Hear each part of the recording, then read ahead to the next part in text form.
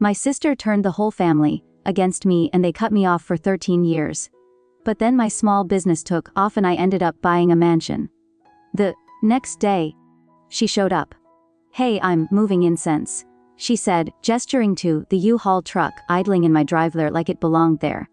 My mother stood behind her, clutching a designer bag that looked as tired as their excuses.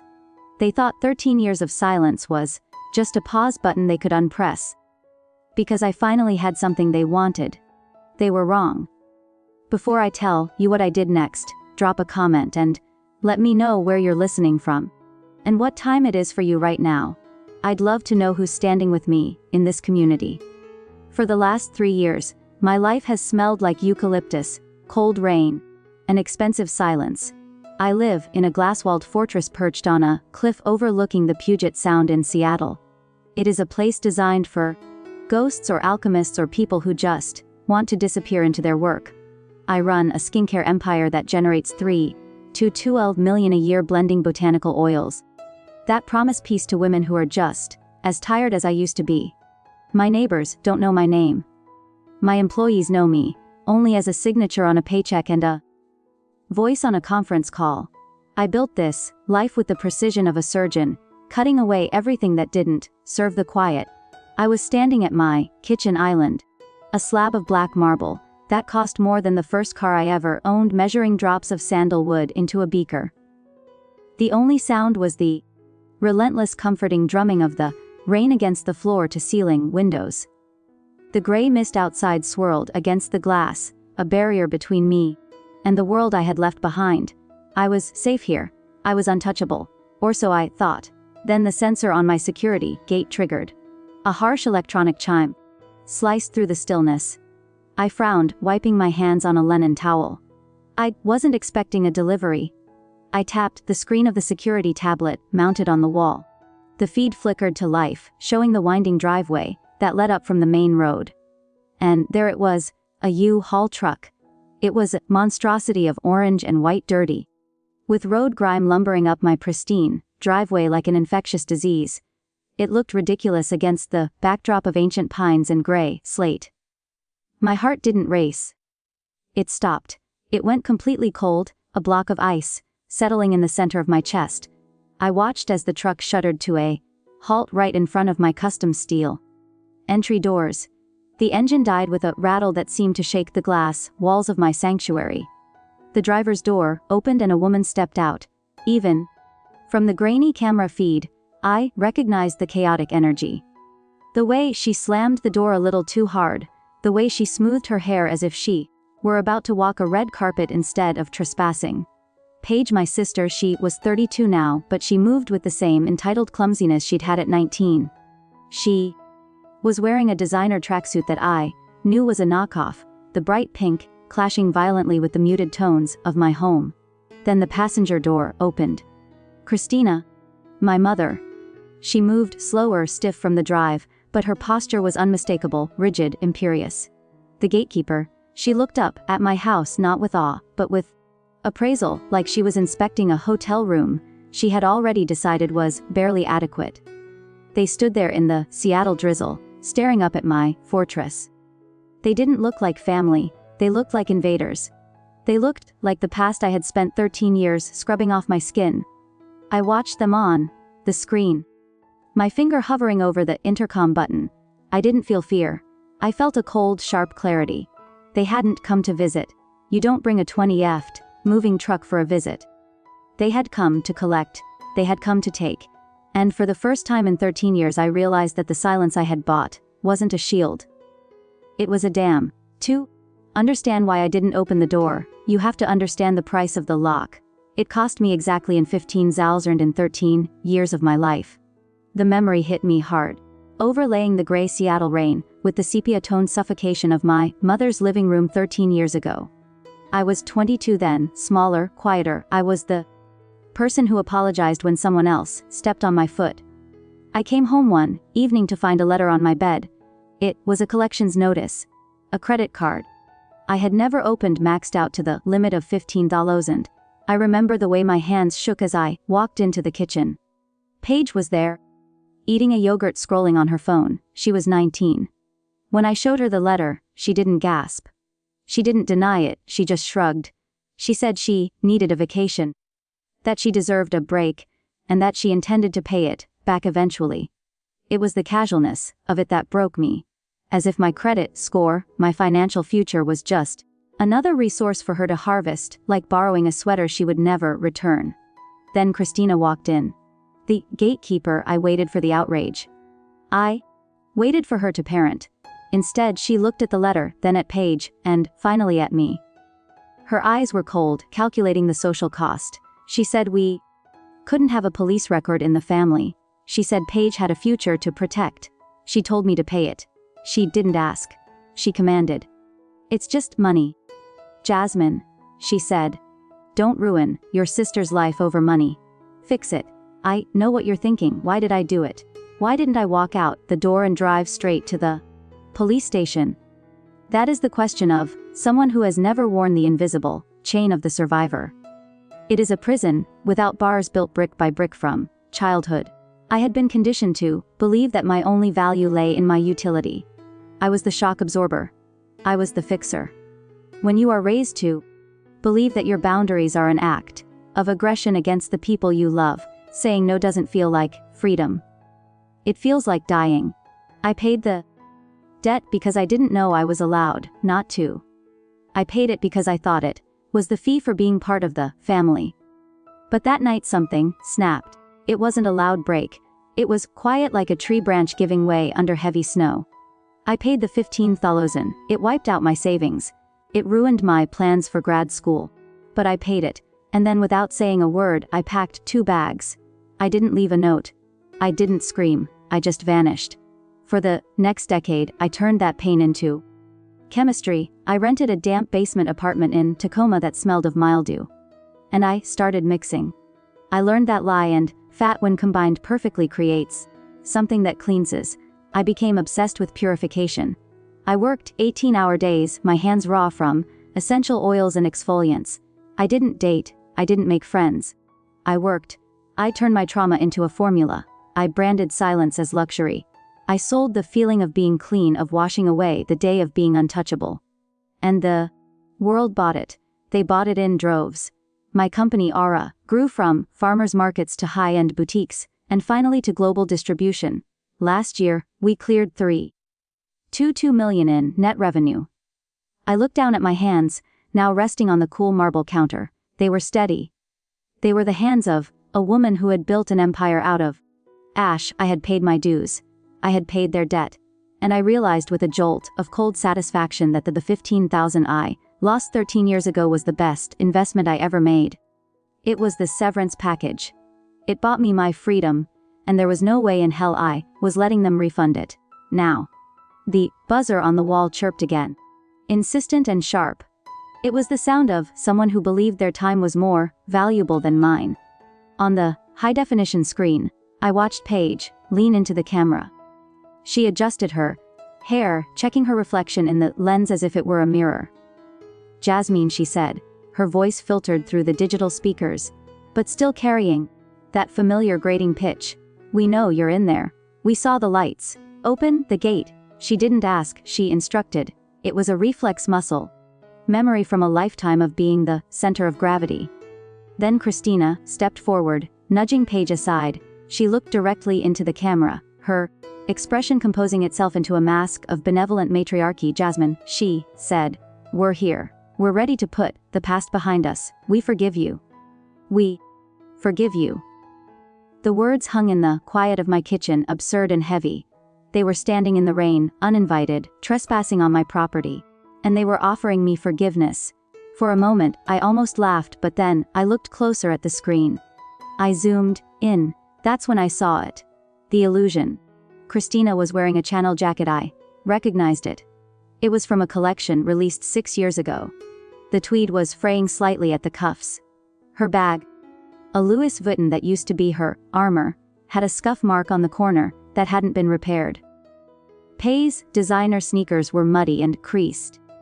It hit me then, a realization that felt like solving a chemical equation. They were projecting power they no longer possessed. It is the illusion of power in an empty wallet. For years, my mother had ruled our family through status. She hoarded approval like gold bullion. She acted as if she held the keys to a kingdom that I was desperate to enter. But status, without the foundation of character or, in this case Salvini, is just a costume. They were wearing their arrogance like a rented tuxedo. They believed that if they acted like they were in charge, the world would simply rearrange itself to match their delusion. They thought that by showing up with luggage and a "we forgive you," they could bypass the 13 years of work I had done. They thought they could colonize my success because they still saw me as a colony. But I wasn't a colony anymore. I was a sovereign nation, and nations defend their borders. I pressed the talk button. My voice filled the small speaker outside, crisp and magnified by the expensive audio system. "State your business," I said. They both jumped. They hadn't expected a voice from the wall. They expected the door to swing open. They expected me to appear small and apologetic, wiping flour from my hands. Jasmine Christina squinted at the house. "Don't be ridiculous. It's your mother. Open the gate. It's raining, I can see that," I said. "Why are you here?" "We're moving in," Paige said, her patience already snapping. "Mom told you. We're forgiving you. We're going to be a family again. Now open the damn gate." "My hair is getting frizzed." "No," I said. The word was simple. It was small. But in the silence that followed, it felt like a boulder dropping into a canyon. "Excuse me," Christina's voice dropped an octave. The benevolence vanished, replaced by the steel I remembered from my childhood. "You do not say no to me. I am your mother. I am standing in the rain. You open this door right now, young lady, or you will regret it." "I don't think I will," I said. "You aren't guests. You are trespassers. You have 5 minutes to turn that truck around and leave my property before I call private security." "You wouldn't dare." Paige sneered. "You think you're better than us just because you have a big house. You're still just the girl who ruined my credit score." "And you," I said, my voice devoid of heat, "are wearing knockoff Gucci in a stranger's driveway." "Goodbye." I severed the connection. The screen went silent, but the video feed remained. I watched them stare at the intercom box, stunned. They looked like actors who had forgotten their lines because the scenery had suddenly changed. They screamed things. The microphone didn't pick up, but the gate held, the glass walls held. The illusion of their power shattered against the reality of my lock. When the intercom clicked off, I expected them to leave. I expected the humiliation of being rejected by a machine to drive them back into their truck. But I had forgotten who I was dealing with. Paige doesn't process rejection as a signal to stop. She processes it as a signal to change audiences. I watched on the monitor as she pulled her phone from her pocket. She didn't call a locksmith. She didn't call a hotel. She opened an app. I saw the ring light attachment snap onto the top of her case. It was a practiced motion, smooth and terrifyingly automatic. She smoothed her hair down, wiped the rain from her cheeks, and then in a split second, her face transformed. The entitlement dissolved. In its place appeared a mask of trembling, heartbroken vulnerability. She held the phone up, angling it so my massive glass house loomed in the background like a villain's lair, while she and my mother looked small and abandoned in the foreground. She went live. I didn't need to hear the audio to know the script. I had heard variations of it my entire life. She was telling the world that they had come with open hearts. She was saying that her billionaire sister, who had abandoned them when they needed her most, was now letting them freeze in the rain. She was weaponizing her tears. It was a digital siege executed with the precision of a military strike. My own phone, sitting on the black marble island, began to vibrate. At first, it was just a single buzz, then another, then a continuous angry hum that rattled against the stone like a trapped insect. I walked over and looked at the screen. Notifications were cascading down the glass. Text messages from cousins I hadn't spoken to in a decade. Direct messages from strangers. Missed calls from aunts who had called me difficult when I was 12 and hadn't thought of me since. "How could you do this to your mother? They are family, Jasmine. Open the door. Money really did change you." The flying monkeys had been deployed. Paige was painting a masterpiece of victimhood, and the internet was eating it up. They saw a wet, crying mother and a cold, silent house. They didn't see the 15 zazozan of stolen credit. They didn't see the 13 years of silence. They didn't see the knockoff designer clothes or the arrogance that had been there 30 seconds before the camera turned on. I stood there watching the notifications pile up. A younger version of me would have panicked. I would have felt the crushing weight of their collective judgment and opened the door just to make the buzzing stop. I would have traded my peace for their approval. But I wasn't that girl anymore. I looked at the security feed. Paige was still talking to her phone, gesturing wildly at my front gate. Christina was standing behind her head, bowed, playing the role of the martyr, perfectly. It was performance art. It was a desperate attempt to use public shame as a crowbar to pry open my life. They thought shame was a weapon that still worked on me. They didn't realize that when you build your life in the dark, alone, grinding through 18 days, while everyone else sleeps, you become immune to the opinions of people who have never worked for anything. Their judgment wasn't heavy. It was just noise. It was the sound of people who had lost control and were screaming at the walls. I didn't block them. I didn't delete the messages. I reached out and pressed the Do Not Disturb button on the side of my phone. The screen went dark. The buzzing stopped. The silence in my kitchen returned heavy and absolute. I looked back at the security monitor. Let them scream at the rain. Let them tell their story to the internet. The internet couldn't open my gate. Only I could do that. And I was done negotiating with terrorists. I picked up the landline, a secure, unlisted number that only 3 people had, and dialed the one person who could turn this digital siege into a very real, very legal route. It was time to stop playing defense. It was time to act like the landlord. I didn't call the police. That would have been reactive. That would have been the move of a frightened woman trying to make a problem go away. I wasn't frightened. I was in business. And in business, you don't just react to a hostile takeover, you leverage your assets. I picked up the secure landline.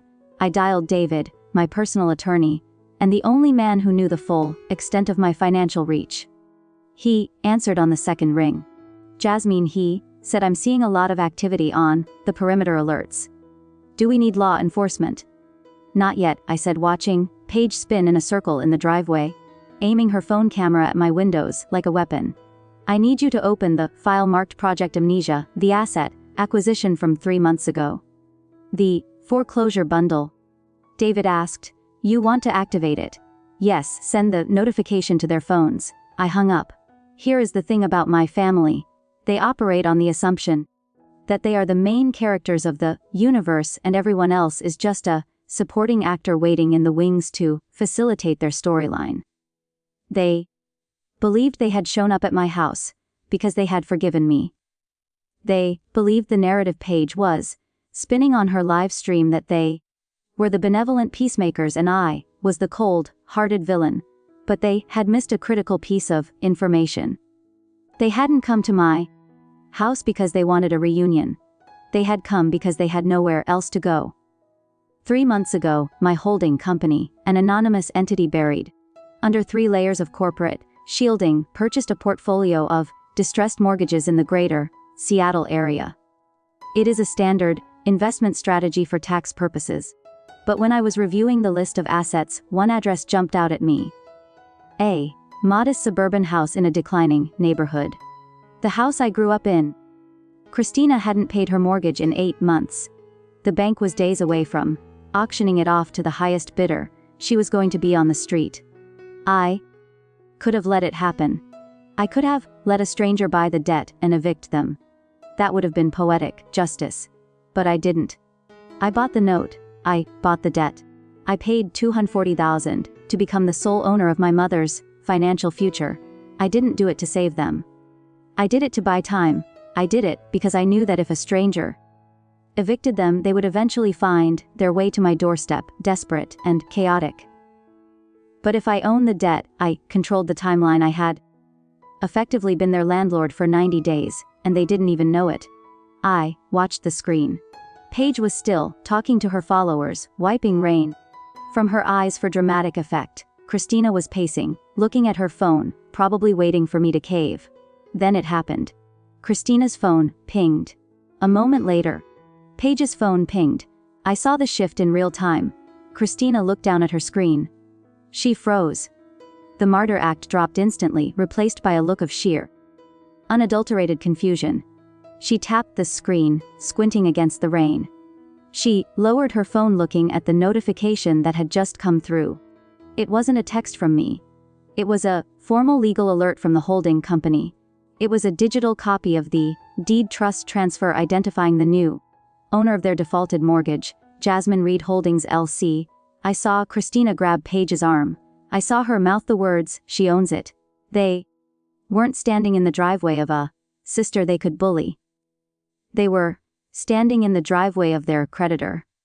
They thought they were negotiating a family reunion. They were actually negotiating with the bank, and the bank was closed. I pressed the intercom button again.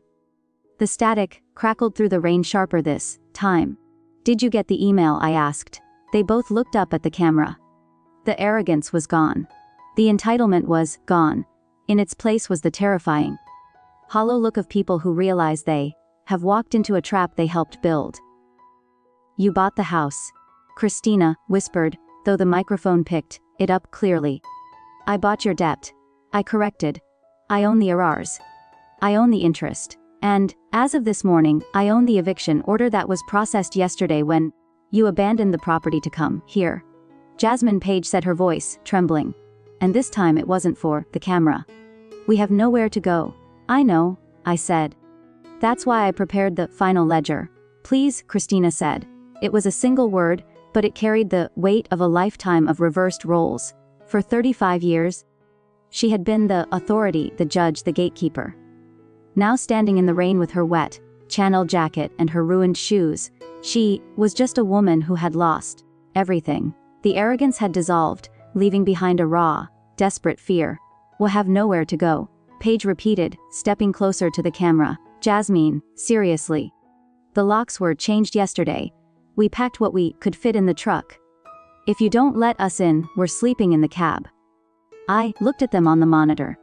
A younger version of me would have crumbled. I would have seen their desperation and felt responsible for it.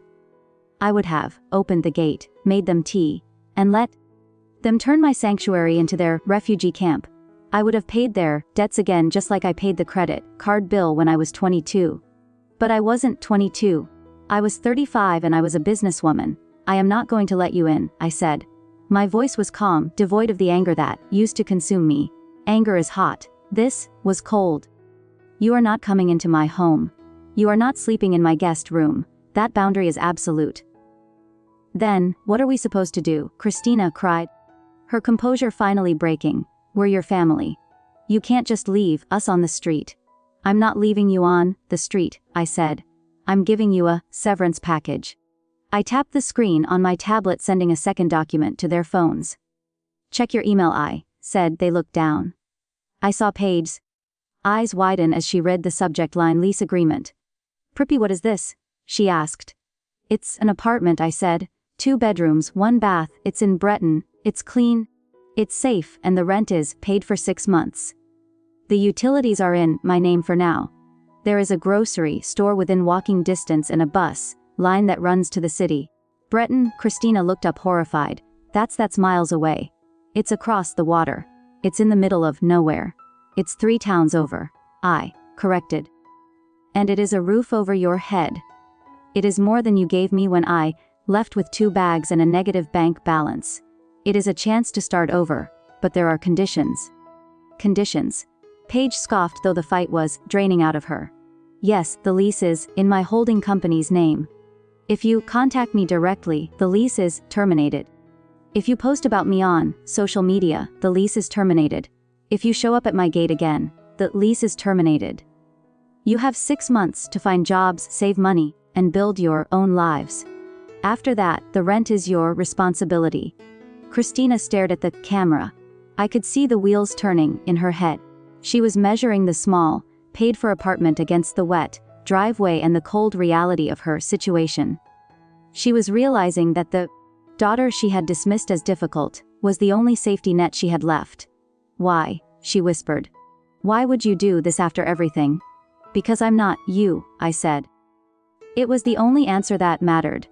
I wasn't doing it for them. I was doing it so I could sleep at night knowing I hadn't become the monster they tried to paint me as. I was doing it to close the ledger. I was paying off the last of my guilt so I could finally be free. "The keys are in a lockbox at the property." I said. "The code is the date." "You stole my identity, Paige. I figured you'd remember it." Paige flinched. "You have the address," I said. "Go." For a long moment, nobody moved. The rain continued to fall. A gray curtain between their world and mine. Then, slowly, Christina turned. She didn't look back at the camera. She walked to the U-Haul, her shoulders slumped, her expensive bag clutched to her chest like a shield that had failed. Paige looked at the lens one last time. There was no performance left, just a tired, defeated realization that the audience had gone home. She turned and followed her mother.